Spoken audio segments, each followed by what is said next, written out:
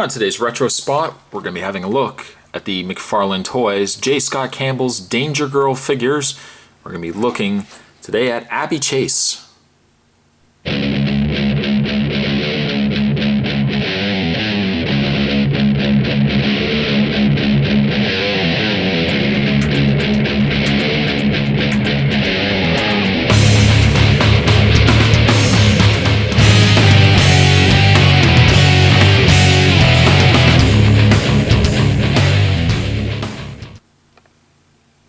Abbey Chase comes with a variety of things that we'll get into as the figure gets out of package. The package features a very nice picture of Abbey Chase at the top corner there. I don't know what it is. J. Scott Campbell always draws magnificent women. On the back, we'll turn this sideways. We got a picture of Abbey Chase, looking very nice in her white tee. Other figures you can get: Prelude to Danger. We've got Maxim, Major Maxim. We've got Natalia Castle, and we've got Sydney Savage. And the read-up says: name Abbey Chase, affiliation Danger Girl, specialty. Where are we going, Spot? Why is that so hard for you to say? We got Archaeology, Mystic Studies. We got Secondary. We got Foreign Languages, Small Arms. She doesn't have small arms. She holds small weapons. Just to clarify that. Birthplace, Boston, Massachusetts. And it says Abbey Chase is known as a champion marksman, a virtuoso of languages, a scholar of world history, and most widely as a heart-stopping femme fatale. Though spending the majority of her life as a loner, Abbey is a natural team leader. After bumping into the Danger Girls during an adventuresome hunt, Abbey shepherded the team to victory in their first battle against the menacing Hammer Empire. Soon after, Abbey became a full-fledged member of the Danger Girls International Covert Operations. Abbey is a proficient with a plethora of small arms, her preference being the high-powered Desert Eagle 50. Abbey's also known to favor the Glock 17 for its durability through severe weather conditions, including its ability to fire underwater. How about that? But that's packaging. What we're going to do is we are going to get Abbey Chase out of package, and then we are going to have a better look at the figure. There's more on the way, guys. Don't go anywhere. Stay tuned. Now, before we actually look at Sydney Savage, and there I go saying Sydney Savage again, before we look at Abbey Chase, I keep wanting to review Sydney Savage. I know that must be the reasoning for it. Before we actually look at Abbey Chase, we're actually going to move her aside. I want to point out the display stand, and I mentioned this with the Natalia Castle as well.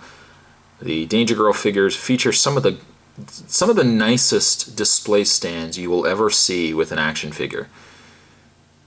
There is some assembly required, but on the front we've got a very nice Abbey Chase name on the front. Got the Danger Girl logo. And then some of the things you had to actually install to the stand. We've got a face, I guess, wall piece on the back. There's some leafed greenery there that had to be installed. A lot of nice greenery on the side. We've got these skeletons down below there, the skulls. And we've got some bamboo, I guess, as well. There is a snake that is removable as well. It doesn't seem to have any place or purpose. I guess you could kind of just have it draped over. Maybe you could just drape it over the skulls like that. But some of the nicest aspects to these figures are actually the display stands. Just a gorgeous, gorgeous display stand. So we'll put that down. I'll put the Abbey Chase on there in a second. Let's have a look at Abbey. The detailing, again, on the face of these figures is fantastic. I find the coloring, the paint on Abbey, seems a little too yellow. That would really be the only gripe I'd have about these figures. But sculpt-wise, they are just gorgeous, gorgeous figures. The hair is very, very nice.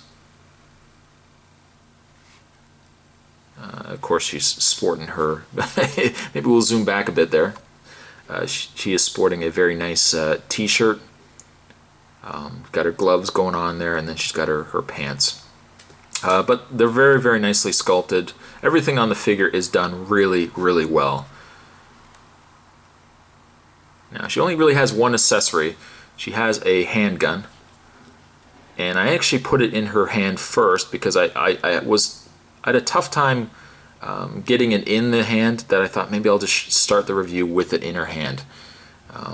The biggest culprit being that the handle of the handgun is so thick that you really have to wedge it into her hand to get it to work and to get it to stay in there.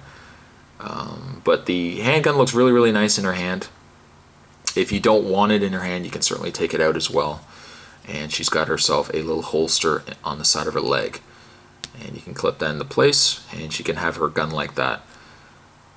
You can have her kind of looking as if she was going to reach for her gun if you want. You'd rather do that. But a great, great figure. I think I like the Natalia just a little bit more for detailing, but I gotta say the face on the Abbey is still really, really nice.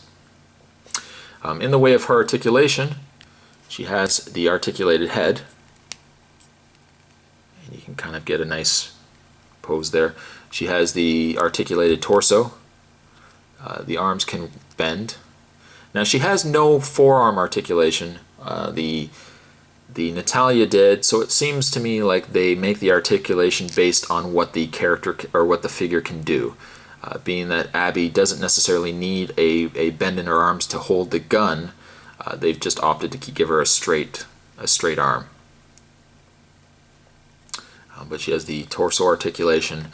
She has leg articulation, and as well, no articulation in the feet or boots. So very standard articulation on the Abbey Chase.